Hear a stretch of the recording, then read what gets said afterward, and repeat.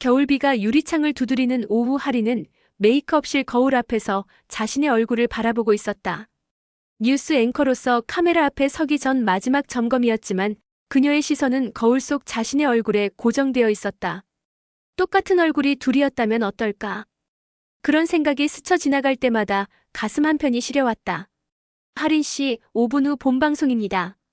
조연출의 목소리가 들려왔지만 하린의 귀에는 20년 전 그날의 목소리가 더 크게 울렸다. 언니 어디가? 어린 하린의 절규 같은 외침이 지금도 가슴을 후벼 팠다. 그날은 여름휴가 마지막 날이었다. 가족들이 강원도 펜션에서 보낸 일주일은 하린에게 가장 행복한 기억 중 하나였다. 쌍둥이 언니 세린과 함께 계곡에서 물장난을 치고 밤에는 같은 침대에서 속삭이며 잠들었다. 세린은 하린보다 겨우 10분 먼저 태어났지만 언제나 언니답게 하린을 챙겼다. 하린아, 내가 없어도 혼자 잘할 수 있지? 세린이 마지막 날 밤에 물었던 그 말이 왜 그렇게 이상했을까? 당시에는 그저 언니의 장난스러운 말로만 들렸는데 지금 생각해보니 작별 인사 같았다. 그 다음 날 오전, 세린은 잠깐 나갔다 올게라는 쪽지만 남기고 사라졌다. 가족들은 근처 계곡과 산을 샅샅이 찾았지만 세린의 흔적은 온데간데 없었다. 3일 후 강 하류에서 세린의 옷까지만 발견되었고 경찰은 물에 빠져 실종된 것으로 결론지었다. 시신은 끝내 찾을 수 없었다. 어머니는 그날 이후 완전히 달라졌다. 하루 종일 멍하니 앉아있거나 갑자기 세린의 이름을 부르며 울음을 터뜨렸다. 내 세린이, 엄마가 잘못했어. 엄마가 너희들을 제대로 못 봤어.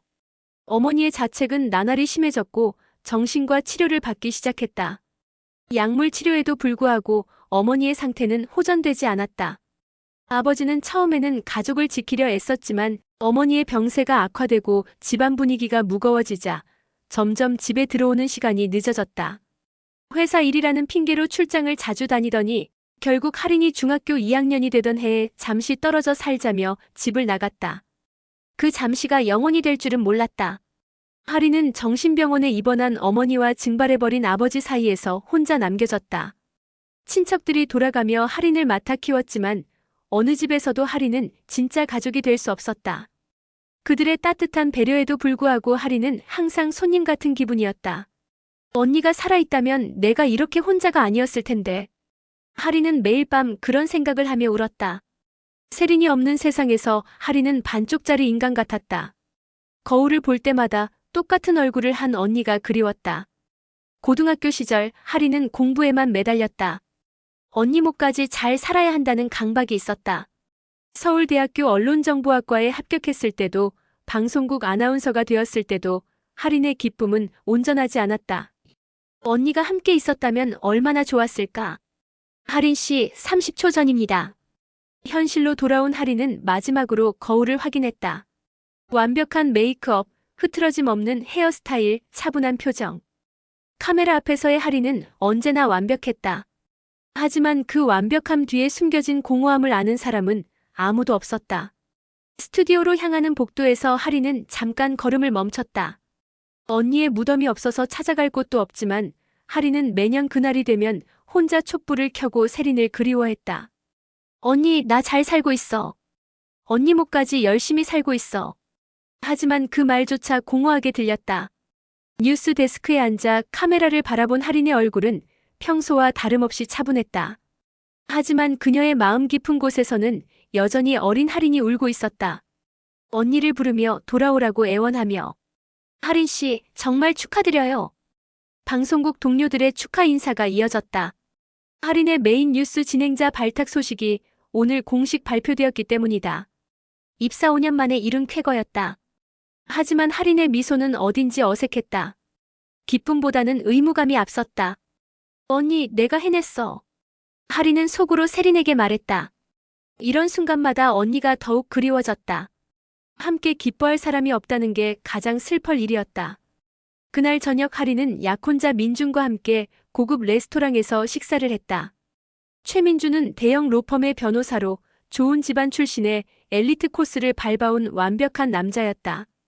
두 사람의 만남은 주변에서 보기에 더할 나위 없이 완벽한 커플이었다. 자기야, 정말 대단해. 메인 앵커라니. 민준이 샴페인 잔을 들어 올렸다. 우리 결혼하면 정말 완벽한 부부가 될 것 같아.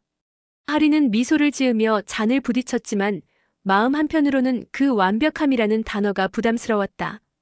민준은 하린을 사랑한다고 했지만 정작 하린의 아픈 과거나 내면의 상처에 대해서는 깊이 알려 하지 않았다. 하린 또한 자신의 약한 모습을 보이기 싫어서 언제나 강한 척, 괜찮은 척 했다. 민준아, 나에 대해 뭘 제일 좋아해? 하린이 갑자기 물었다. 똑똑하고 아름답고 뭐든 완벽하게 해내는 모습. 민준의 대답은 예상했던 그대로였다. 하린의 외면만 보고 있는 것 같아서 씁쓸했다. 만약 내가 완벽하지 않다면? 약하고 상처받은 모습이라면? 왜 그런 말을 해? 자기는 언제나 강하잖아. 민준은 하린의 진짜 질문을 이해하지 못했다. 그날 밤 하린은 강남의 고급 아파트 침실에서 잠들지 못하고 있었다. 완벽한 집, 완벽한 일, 완벽한 남자. 모든 것이 완벽해 보였지만 뭔가 채워지지 않는 허전함이 있었다. 벽에 걸린 가족 사진을 바라봤다. 세린이 실종되기 직전에 찍은 마지막 가족 사진이었다. 4명이 함께 웃고 있는 모습이 이제는 너무나 낯설었다. 행복했던 그 시절이 꿈만 같았다. 하리는 침대에서 일어나 서재로 갔다. 깔끔하게 정리된 책꽂이 사이에 작은 상자가 숨겨져 있었다. 그 안에는 세린과의 추억이 담긴 물건들이 들어있었다. 함께 찍은 사진들, 세린이 선물해준 작은 반지, 그리고 세린이 쓰던 일기장. 일기장을 펼쳐 마지막 페이지를 읽었다. 하린이는 정말 착해. 나보다 예쁘고 똑똑해. 하린이가 혼자서도 잘 살 수 있을 거야. 그래도 언니가 항상 지켜볼게.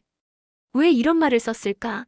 마치 어디론가 떠날 것을 미리 알고 있었던 것처럼. 하린은 그때나 지금이나 이 일기를 이해할 수 없었다. 다음 날 아침 하린은 어머니를 만나러 요양병원에 갔다.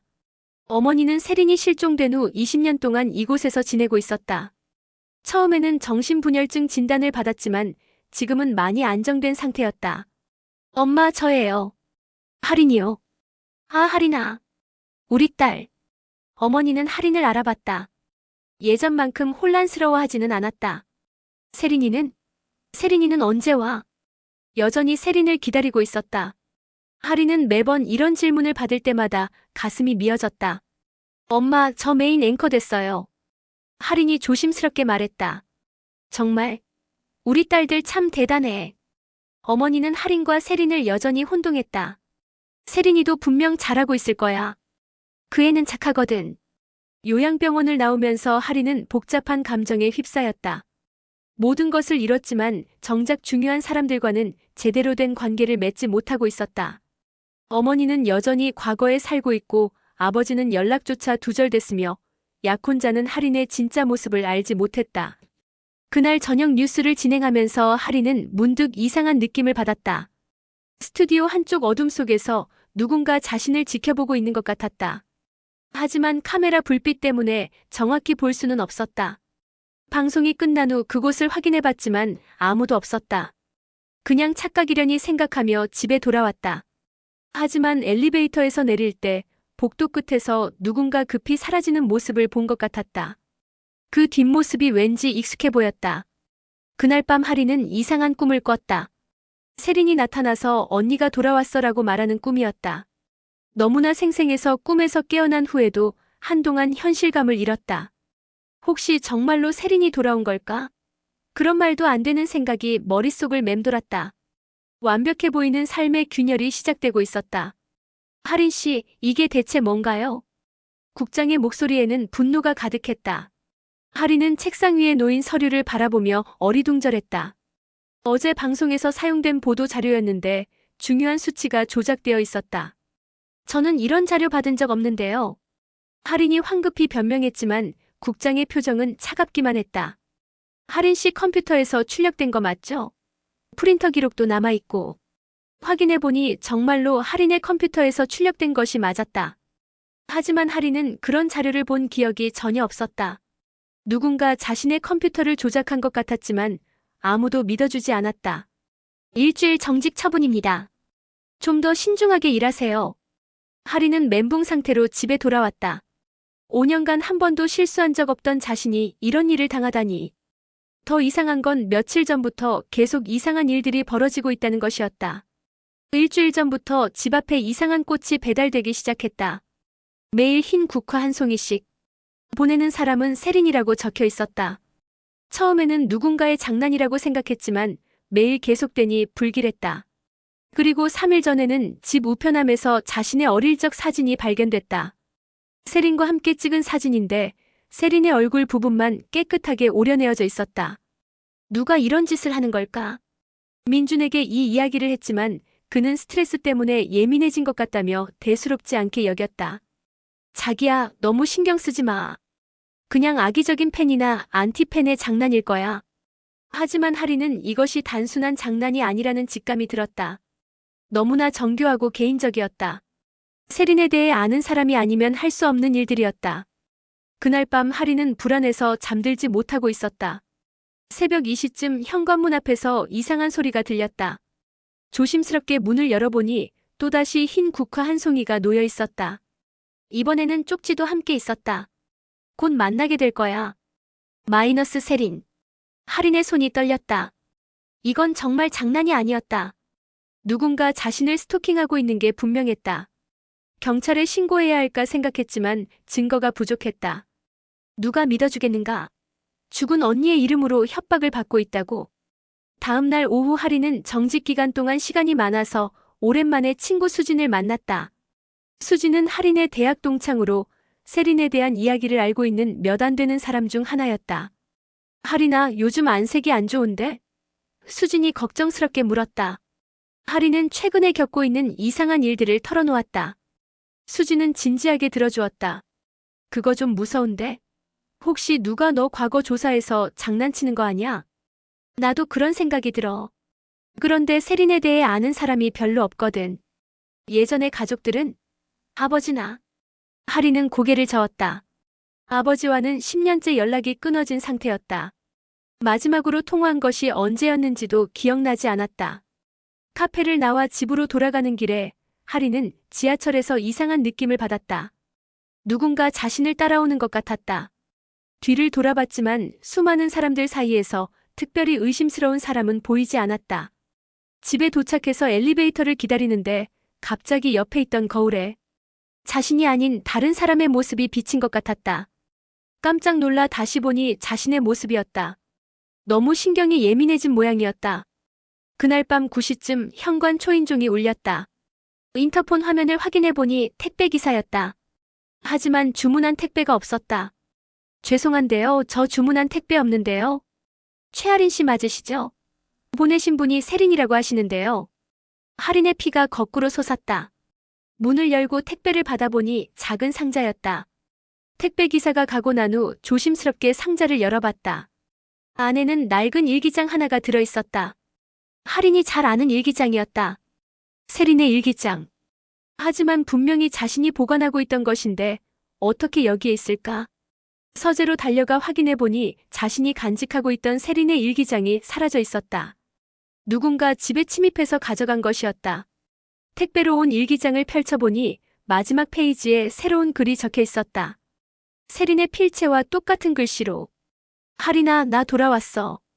곧 만날 수 있을 거야. 그동안 내 자리에서 잘 살았니? 이제 돌려줄 시간이야. 하린의 온몸에 소름이 돋았다.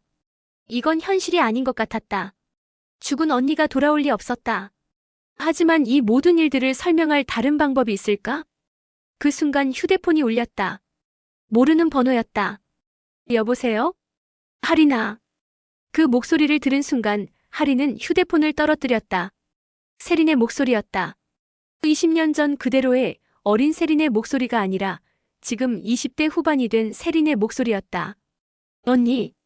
놀랐지? 나야, 세린이야. 하린은 휴대폰을 들고 온몸이 떨렸다. 이럴 수가 없었다. 세린의 목소리, 20년 후에 성장한 모습으로 상상했던 바로 그 목소리였다. 세린아? 정말 너야? 응, 나야. 언니 목소리 그리웠어. 전화기 너머 목소리는 확실히 세린이었다. 하지만 어떻게 이런 일이 가능할까? 어디 있어? 지금 어디에 있는 거야? 하린은 흥분을 감추지 못했다. 아직 만날 때가 아니야. 조금만 더 기다려. 세린의 목소리는 차갑게 변했다. 그동안 내 자리에서 편안했지? 무슨 소리야? 나는 매일 너를 그리워했어. 20년 동안. 거짓말 하지 마. 세린이 끊어버렸다. 하리는 멍하니 휴대폰을 내려다봤다. 꿈이었을까? 하지만 통화 기록에는 분명히 방금 전 통화가 남아있었다. 그 번호로 다시 걸어봤지만 연결되지 않았다. 잠을 이룰 수 없었다. 새벽까지 뒤척이다가 결국 일어나서 세린의 일기장을 다시 펼쳐봤다. 새로 쓰인 글 말고 다른 부분도 자세히 읽어봤다. 20년 전에는 이해하지 못했던 문장들이 이제는 다르게 읽혔다. 하린이는 모르겠지만 나는 알고 있어. 누가 진짜 사랑받는 아이인지. 엄마는 하린이를 더 예뻐해. 아빠도 하린이가 더 똑똑하다고 해. 가끔 내가 사라지면 어떨까 생각해. 그럼 하린이가 혼자서 모든 사랑을 받을 수 있을 텐데. 어린 세린이 느꼈던 질투와 상처가 생생히 드러나 있었다. 하린은 그런 감정을 전혀 몰랐다. 쌍둥이였지만 세린이 언니로서 항상 자신을 챙겨준다고만 생각했는데 다음 날 아침 하린은 당장 경찰서로 갔다. 하지만 경찰의 반응은 예상한 대로였다. 20년 전에 실종된 언니가 전화를 했다고요? 그 담당 형사는 의심스러운 눈으로 하린을 바라봤다. 네, 정말이에요. 목소리도 확실하고. 혹시 요즘 스트레스를 많이 받으시나요? 누군가 성대모사를 하거나. 하린은 답답했다. 아무도 믿어주지 않았다. 물리적 증거도 부족했다. 일기장은 있지만 그것만으로는 세린이 살아있다는 증거가 될 수 없었다. 경찰서를 나오는 길에 휴대폰에 문자가 왔다. 병원 CCTV 확인해봐. 17층 중환자실. 어제 오후 3시. -S. 하린은 급히 택시를 타고 대학병원으로 갔다. 17층은 중환자실이 있는 층이었다. 안내데스크에서 CCTV 확인을 요청했지만 거절당했다. 일반인이 볼 수 없다는 것이었다. 하지만 하린은 포기하지 않았다. 병원에 아는 선배가 있어서 도움을 요청했다. 의사인 선배는 하린의 간절한 부탁에 못 이겨 비공식적으로 CCTV를 확인해주기로 했다. 어제 오후 3시쯤 17층 복도 영상이죠? 선배가 모니터를 켰다. 화면에는 복도를 오가는 사람들이 보였다. 의료진, 환자 가족들, 면회객들. 그런데 3시 17분쯤 화면 왼쪽에서 익숙한 모습이 나타났다. 잠깐 멈춰봐요. 하린이 소리쳤다. 그 여자는 하린과 똑같은 얼굴을 하고 있었다. 하지만 하린이 아니었다. 머리 스타일이 달랐고 옷도 하린이 입지 않는 스타일이었다. 그리고 무엇보다 그 여자의 표정과 걸음걸이에서 느껴지는 분위기가 하린과는 완전히 달랐다. 이게 누구예요? 그 선배가 놀라며 물었다. 하린은 말문이 막혔다. 화면 속 그 여자는 분명히 세린이었다. 20년 후의 세린. 하린과 똑같지만 다른 쌍둥이 언니였다. 이 여자가 누군지 알 수 있을까요? 환자 면회를 왔다면 기록이 있을 텐데요. 선배가 확인해봤지만 그 시간대에 면회 기록은 없었다. 마치 유령처럼 나타났다 사라진 것이었다. 하린아, 혹시 이 사람이? 선배가 조심스럽게 물었다. 제 쌍둥이 언니예요. 20년 전에 실종됐던. 집으로 돌아오는 길에 하린의 머리는 복잡했다. 세린이 정말 살아있었다. 그렇다면 지난 20년 동안 어디에서 무엇을 하며 살았던 걸까? 왜 지금에서야 나타난 걸까? 그날 밤 하린은 유전자 검사를 받기로 결심했다. CCTV 속 여자가 정말 세린인지 확실히 하고 싶었다. 병원에서 몰래 가져온 CCTV 화면을 캡처한 사진을 들고 전문기관을 찾았다. 사진만으로는 유전자 검사가 불가능합니다. 직접적인 DNA 샘플이 필요해요. 그때 하린은 집에 배달된 흰 국화를 생각했다. 혹시 그 꽃에 세린의 흔적이 남아있을까? 급히 집으로 돌아가 가장 최근에 받은 꽃을 가져왔다. 며칠 후 결과가 나왔다. 하린은 떨리는 손으로 결과지를 받아들었다. DNA 일치율 99.7%. 쌍둥이 관계가 확실합니다. 하린은 그 자리에서 주저앉을 뻔했다. 정말이었다. 세린이 살아있었다. 20년 동안 어디선가 살아있었던 것이다. 그날 밤 또다시 세린에게서 전화가 왔다. 확인했지? 내가 정말 살아있다는 걸. 세린아, 도대체 어디 있었던 거야? 20년 동안. 그것보다 더 중요한 게 있어. 세린의 목소리는 차가웠다. 너 내가 왜 사라졌는지 정말 몰라. 사고였잖아. 계곡에서. 사고? 세린이 비웃는 소리를 냈다. 하리나, 넌 정말 아무것도 기억 안 나? 그날 무슨 일이 있었는지. 하리는 그날의 기억을 떠올려 봤다. 정말로 희미했다. 세린이 사라진 그 아침의 기억이 명확하지 않았다. 나는 정말 모르겠어. 그럼 천천히 기억해봐. 왜 내가 그 절벽 위에 있었는지, 누가 나를 그곳으로 불렀는지. 절벽? 무슨 절벽? 펜션 뒤쪽 숲속에 있던 그 절벽 말이야. 내가 나를 부른 바로 그곳. 할인의 머리가 아팠다. 어떤 기억의 조각들이 떠오르려 하는 것 같았지만 명확하지 않았다. 세리나 만나자. 직접 만나서 이야기하자. 아직 때가 아니야.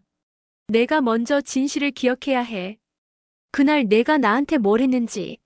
내가 뭘 했다는 거야? 넌 날 죽이려 했어, 하리나. 내 손으로 날 절벽 아래로 밀어버렸잖아. 전화가 끊겼다. 하리는 휴대폰을 들고 멍하니 앉아 있었다. 자신이 세린을 죽이려 했다고? 그런 일이 있을 리 없었다. 세린은 자신이 가장 사랑하는 언니였는데. 하지만 왜 그날의 기억이 이렇게 흐릿할까? 정말로 자신이 잊고 있는 무언가가 있는 걸까? 그날 밤부터 하리는 악몽에 시달리기 시작했다. 절벽 위에서 누군가와 다투는 꿈, 누군가 떨어지는 소리를 듣는 꿈. 꿈속에서 하리는 계속 미안해, 미안해라고 울부짖고 있었다. 20년 동안 묻어두었던 진실이 서서히 드러나기 시작했다. 하리는 며칠째 잠을 제대로 이루지 못했다. 세린의 전화 이후 계속해서 어린 시절의 기억들이 조각조각 떠올랐다. 그 중에는 지금까지 잊고 있었던 불편한 진실들도 있었다. 펜션에서의 마지막 밤 세린이 이상하게 행동했던 것을 기억했다. 평소보다 조용했고 자꾸 할인을 뚫어지게 바라봤다. 그리고 내가 없어도 괜찮을 거야라는 말을 반복했다. 왜 그런 말을 해? 언니 없으면 안 돼. 어린 할인이 그렇게 대답했던 기억이 났다. 정말 그래? 세린의 눈에 이상한 빛이 있었다. 엄마 아빠는 너를 더 좋아하는데? 그때는 그냥 언니의 투정으로만 들렸다. 하지만 지금 생각해보니 세린이 품고 있던 질투와 소외감이 얼마나 깊었을지 짐작할 수 있었다. 다음 날 아침 하리는 예전 펜션을 찾아가기로 결심했다. 20년 전의 기억을 되살리려면 그곳에 가봐야 할 것 같았다. 강원도까지 차를 몰고 갔지만 예전 펜션은 이미 철거되고 다른 건물이 들어서 있었다.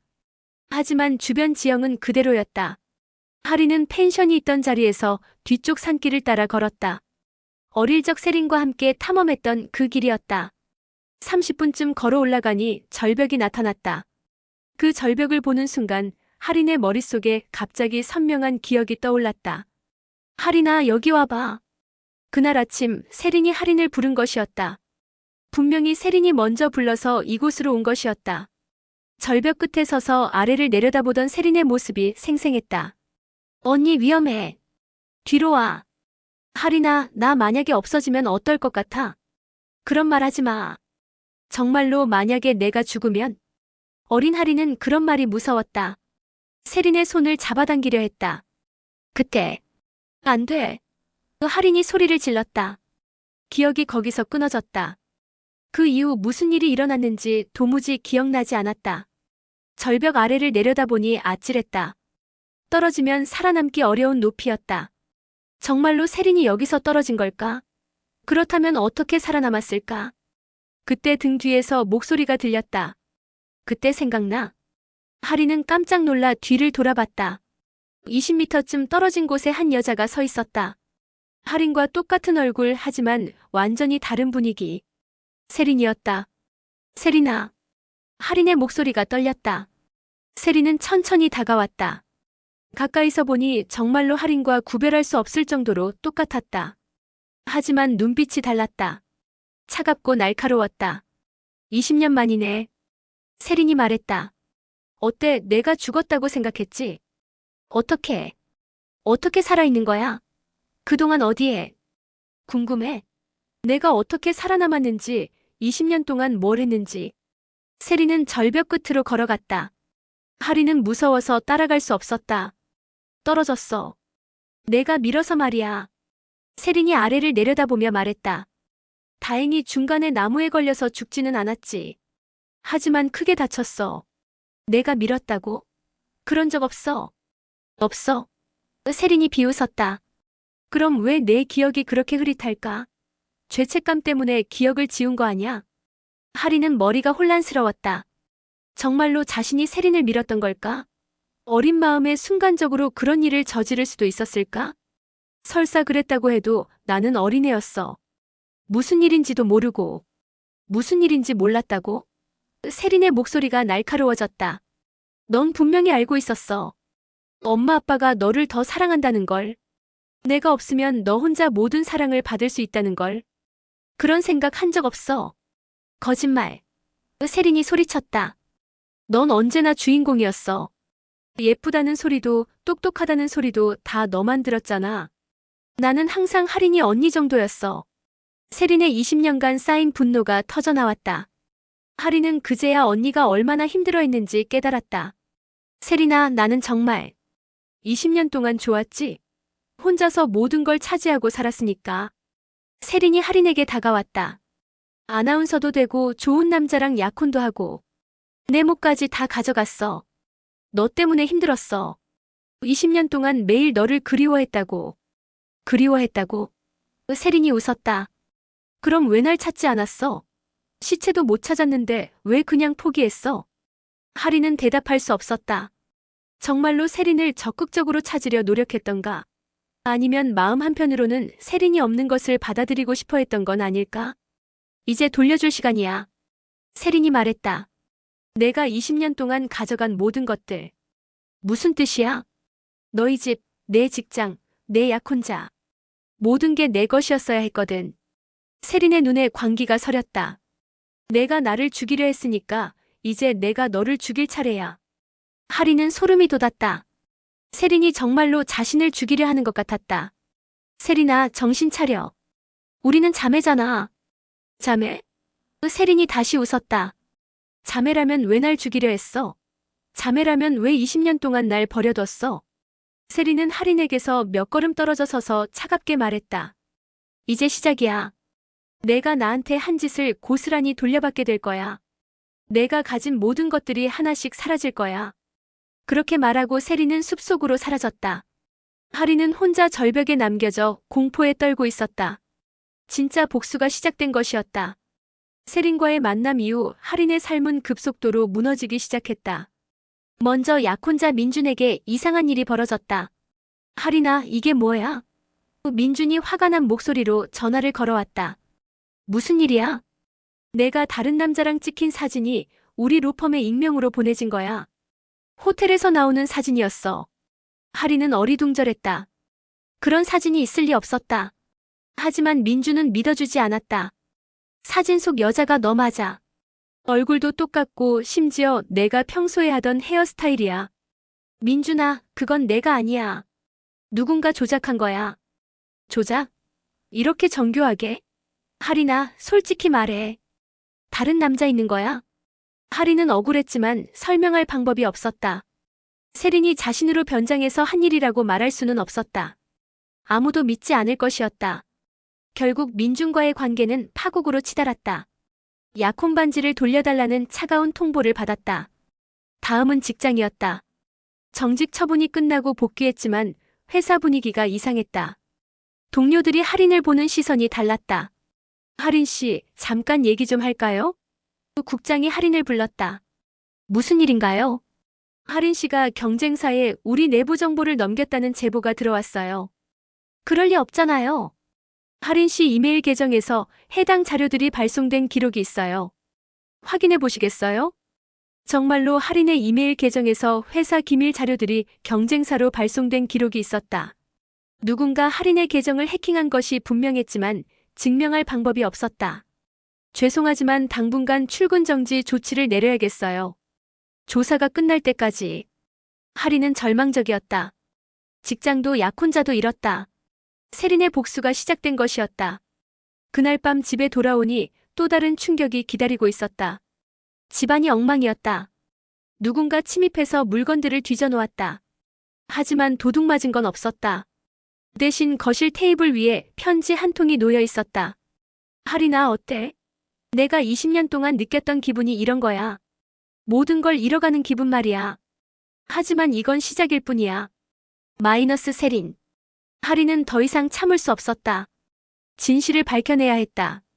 20년 전 그날 정말 무슨 일이 있었는지 정확히 알아야 했다.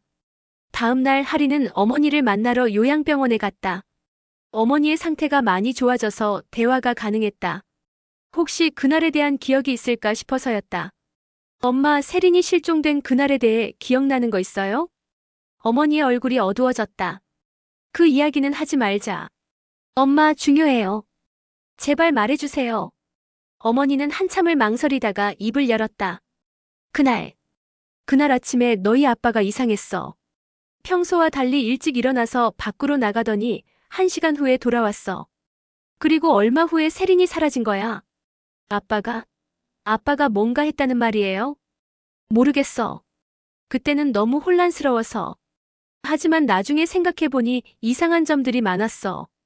어머니는 그날 아버지의 행동에 대해 자세히 말해줬다. 아침 일찍 어디론가 나갔다가 돌아온 것, 세린이 사라진 후 수색할 때 유독 특정 지역은 피하려 했던 것, 그리고 무엇보다 세린의 실종을 너무 쉽게 받아들였던 것. 엄마는 그때부터 의심했어. 내 아빠가 뭔가 숨기고 있다고. 할인은 충격을 받았다. 설마 아버지가 세린의 실종에 관련되어 있었던 건 아닐까? 아빠 연락처 알고 있어요? 모르겠어. 벌써 10년도 넘게 연락이 안 와. 할인은 사립탐정을 고용해서 아버지를 찾기로 했다. 며칠 후 연락이 왔다. 아버지는 부산에서 다른 여자와 재혼해서 살고 있었다. 할인은 당장 부산으로 내려갔다. 20년 만에 만나는 아버지는 완전히 다른 사람이 되어 있었다. 늙고 지쳐 보였다. 할인아, 왜 여기까지? 아빠, 세린이에 대해 얘기해요. 아버지의 얼굴이 창백해졌다. 그 이야기는 하지 말자. 아빠도 뭔가 숨기고 있죠? 그날 아침에 뭘 했어요? 아버지는 한참을 침묵하다가 결국 입을 열었다. 미안하다, 할인아. 정말 미안해. 뭐가 미안한데요? 내가 그날 세린이를 불러냈어. 할인의 머리가 하얘졌다. 왜요? 왜 세린이를? 아버지는 울음을 터뜨렸다. 당시에 사업이 망해서 빚이 너무 많았어. 생명보험금이 필요했어. 그런데 쌍둥이 둘 다는 감당할 수 없었어. 말도 안 돼요. 자식을 보험금 때문에. 미친 짓이었어. 정말 미친 짓이었다고. 아버지가 무릎을 꿇었다. 세린이를 절벽으로 불러낸 건 맞아.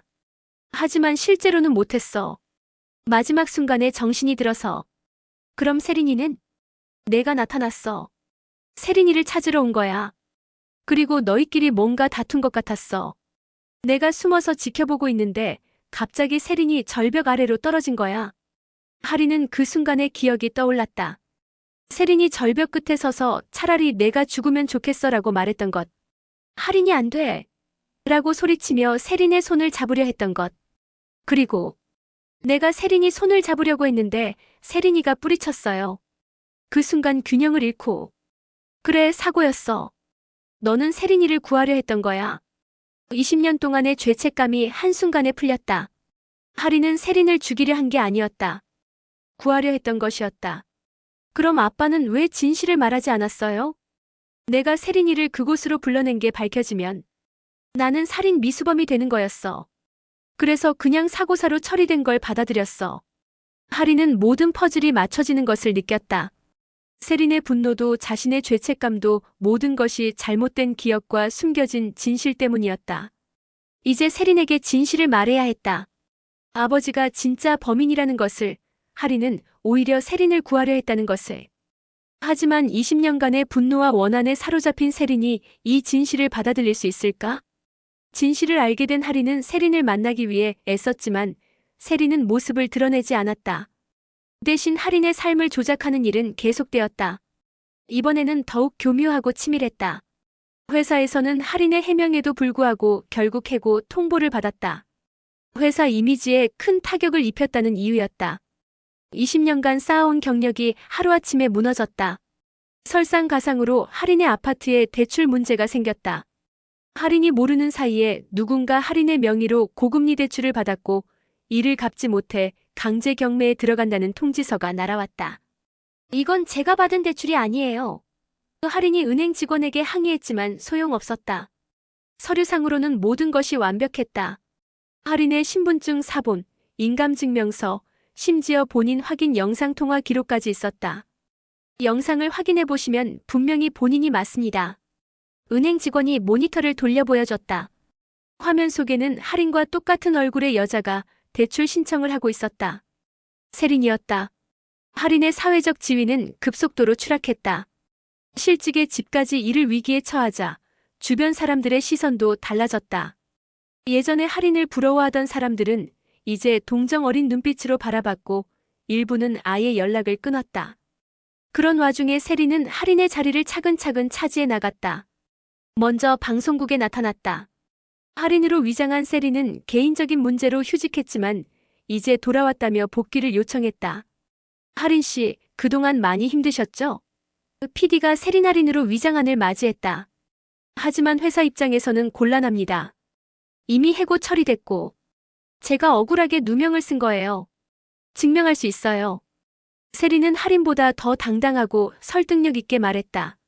이상하게도 할인이 해명할 때는 들어주지 않던 사람들이 세린의 말은 믿어주었다. 세린은 할인의 집 열쇠까지 복사해서 마치 자신의 집인 양 드나들었다. 이웃들에게는 요즘 스트레스 때문에 성격이 좀 변했다고 설명했다. 아무도 의심하지 않았다. 가장 충격적인 건 민준이었다. 어느 날 민준에게서 연락이 왔다. 할인아, 미안해. 너를 의심했던 거. 뭔 소리야? 갑자기 왜? 내가 직접 와서 모든 걸 설명해줬잖아. 그 사진들이 조작된 거였구나. 왜 진작 말하지 않았어? 할인은 혼란스러웠다. 자신은 민준을 만난 적이 없었다. 분명 세린이 할인으로 위장해서 민준을 만났을 것이었다. 민준아, 내가 언제 너를 만났다는 거야? 어제 저녁에 왔잖아. 그리고 다시 시작하자고. 할인은 절망했다. 세린이 민준까지 되찾아간 것이었다. 더 끔찍한 건 민준이 세린을 할인으로 알고 사귀고 있다는 사실이었다. 며칠 후 할인은 숨어서 민준과 세린이 만나는 것을 지켜봤다. 세린은 할인의 말투, 표정, 행동 하나하나까지 완벽하게 흉내내고 있었다. 아니, 어떤 면에서는 할인보다 더 매력적으로 보였다. 자기야, 요즘 뭔가 달라진 것 같아. 더 밝아졌어. 민준이 세린에게 말했다. 그래? 어떻게? 전에는 항상 뭔가 무거운 느낌이 있었는데 지금은 자유로워 보여. 할인은 가슴이 미어졌다. 세린이 자신보다 더 나은 할인이 되고 있었다. 과거의 상처와 무거움에서 자유로운 더 완벽한 할인에. 그 순간 할인은 깨달았다. 세린이 원하는 건 단순한 복수가 아니었다. 세린은 정말로 할인이 되고 싶어 했던 것이다. 20년 동안 그리워했던 할인의 삶을 완전히 자신의 것으로 만들고 싶어 했던 것이다. 할인은 더 이상 참을 수 없었다.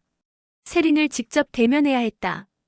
며칠간 세린의 행적을 추적한 끝에 할인은 세린이 자주 가는 카페를 알아냈다. 그곳에서 세린을 기다렸다. 오후 3시쯤 세린이 나타났다. 할인의 옷을 입고 할인의 가방을 들고 할인의 헤어스타일을 한 채로. 완벽한 할인이었다. 세린아. 할인이 세린 앞에 나타나자 카페에 있던 사람들이 놀라며 웅성거렸다. 똑같은 사람이 둘이 있는 상황이었다. 어머, 쌍둥이인가 봐. 너무 똑같네. 세린은 당황하지 않고 냉소적으로 웃었다. 어떤 기분이야? 가짜가 된 기분이? 세린아, 이제 그만해. 진실을 알려줄게. 진실? 무슨 진실? 할인은 아버지에게서 들은 모든 이야기를 했다. 아버지가 세린을 절벽으로 불러낸 것, 자신은 오히려 세린을 구하려 했던 것, 모든 것이 아버지의 계획이었다는 것. 하지만 세린은 믿지 않았다. 또 거짓말이야. 내가 항상 그랬듯이.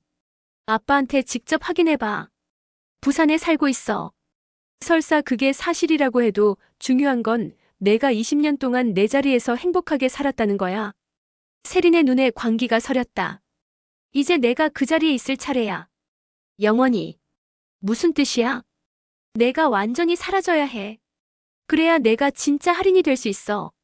세린이 가방에서 뭔가를 꺼냈다. 작은 주사기였다.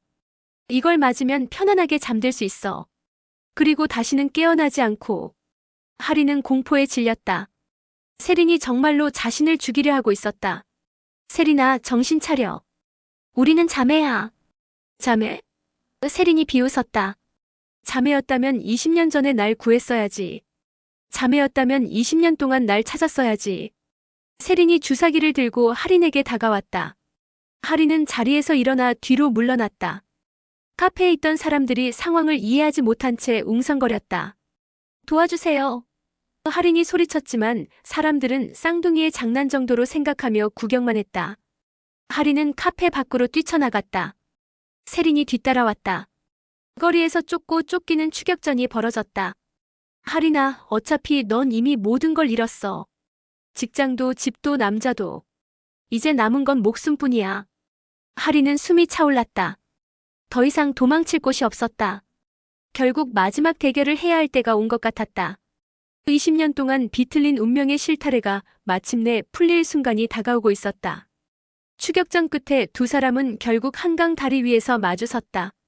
석양이 지는 시간이었고 다리 위에는 사람들이 드문드문 지나다니고 있었다. 이제 끝이야, 하린아. 세린이 주사기를 들고 천천히 다가왔다. 20년 동안 내 자리에서 살았으니까 이제 내 차례야.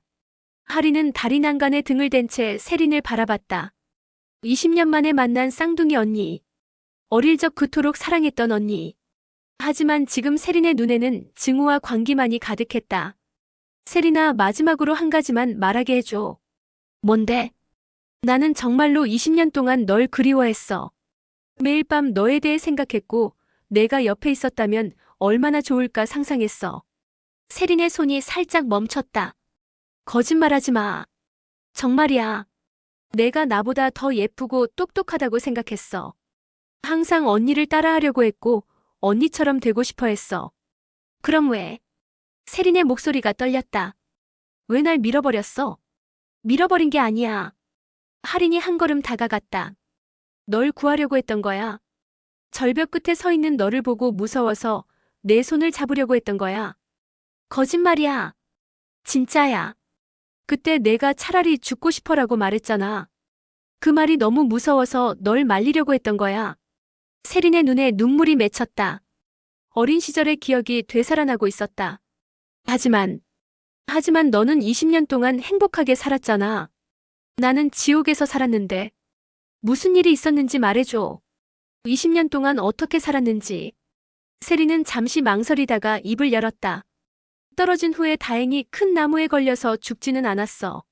하지만 크게 다쳤지. 그때 어떤 남자가 날 발견했어. 어떤 남자? 나중에 알고 보니 인신매매 조직이었어. 그들은 내가 기억을 잃었다고 생각하고 나를 데려갔어.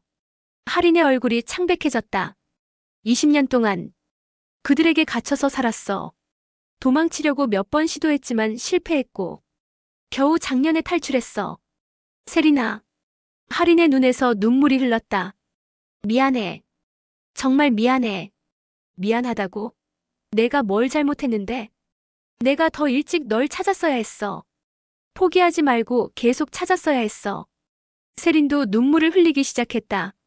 20년간 품었던 분노와 원한이 조금씩 녹아내리고 있었다. 하린아. 나 정말 힘들었어. 매일 너를 원망했어. 왜 나만 이런 고생을 해야 하는지. 다 내 잘못이야.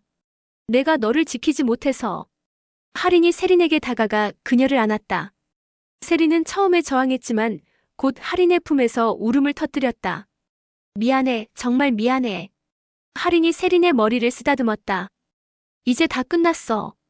우리 다시 진짜 자매가 되자. 하지만 난 이미 내 삶을 망쳐놓았어. 내 직장도 약혼자도. 괜찮아. 다시 시작하면 돼. 세린이 하린에게서 떨어져 서서 주사기를 바닥에 떨어뜨렸다. 하린아, 나는 어떻게 살아야 해? 20년 동안 존재하지 않았던 사람인데. 함께 살자. 우리가 서로 도우면서. 정말, 정말이야. 언니는 언니고 나는 나야. 더 이상 바뀔 필요 없어. 두 사람은 다시 한번 껴안았다. 이번에는 진심으로 20년간의 그리움을 담아서. 며칠 후 하린은 방송국에서 특별 인터뷰를 진행했다. 실종된 쌍둥이 언니가 20년 만에 돌아온 기적의 이야기였다. 시청자 여러분, 오늘은 특별한 이야기를 들려드리려고 합니다. 할인이 카메라를 바라보며 말했다. 20년 전 실종된 제 쌍둥이 언니가 돌아왔습니다. 카메라가 옆자리에 세린을 비췄다. 세린은 조금 긴장한 듯 했지만 차분한 표정으로 앉아 있었다. 언니, 시청자들에게 인사해주세요. 안녕하세요. 저는 하세린입니다. 세린의 목소리는 떨렸지만 진심이 담겨 있었다. 20년 동안 정말 많은 일이 있었습니다. 저는 언니를 잃었다는 죄책감에 시달렸고, 언니는 설명할 수 없는 고통 속에서 살아왔습니다. 할인이 세린의 손을 잡았다. 하지만 우리는 깨달았습니다. 중요한 건 과거가 아니라 지금 그리고 미래라는 걸. 맞아요. 세린이 말했다. 저는 할인이를 20년 동안 원망했어요. 하지만 진짜 잘못은 우리를 갈라놓은 상황이었어요. 우리가 서로를 미워할 이유는 없었던 거죠. 그 애는 나였고 나는 그 애였어요. 할인이 미소를 지으며 말했다. 우리는 쌍둥이니까 하나였으니까. 이제 다시 하나가 되려고 합니다. 방송이 끝난 후 두 사람은 함께 집으로 돌아갔다. 할인이 새로 구한 작은 아파트였지만 두 사람이 함께하니 따뜻했다. 할인아, 고마워. 세린이 말했다. 뭐가? 나를 용서해줘서. 그리고 다시 언니라고 불러줘서. 당연한 거야. 넌 내 유일한 언니인걸. 그날 밤 두 사람은 어릴 적처럼 한 침대에서 잠들었다. 20년간의 악몽이 끝나고 새로운 시작이 되는 밤이었다. 세린은 할인의 도움으로 새로운 신분을 만들고 정식으로 사회에 복귀했다. 할인은 다시 방송 일을 시작했고, 세린은 상담사가 되어 자신과 같은 상처를 받은 사람들을 도왔다. 민주는 진실을 알고 난 후 할인에게 용서를 구했지만, 할인은 새로운 시작을 원한다며 정중히 거절했다.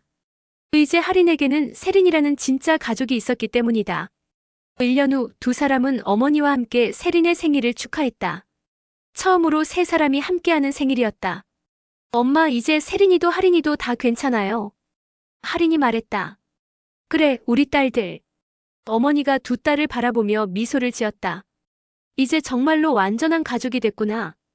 그날 밤 할인과 세린은 옥상에 올라가 별을 보았다. 언니 행복해? 할인이 물었다. 응. 너는? 나도. 앞으로도 계속 함께하자. 당연하지. 우리는 쌍둥이잖아. 두 사람은 손을 맞잡고 별을 바라봤다. 20년간의 상처와 아픔이 완전히 치유된 것은 아니었지만 이제 함께 극복해 나갈 수 있었다. 사라진 언니는 다시 돌아왔고 이번에는 영원히 사라지지 않을 것이었다. 때로는 진실보다 용서가 더 강하고 복수보다 사랑이 더 깊다. 할인과 세린의 이야기는 상처받은 두 영혼이 서로를 통해 치유되고 진정한 자매애를 되찾는 여정이었다. 그들이 깨달은 것은 완벽한 삶이란 없으며 중요한 것은 사랑하는 사람과 함께 불완전함을 받아들이며 살아가는 것이라는 진리였다.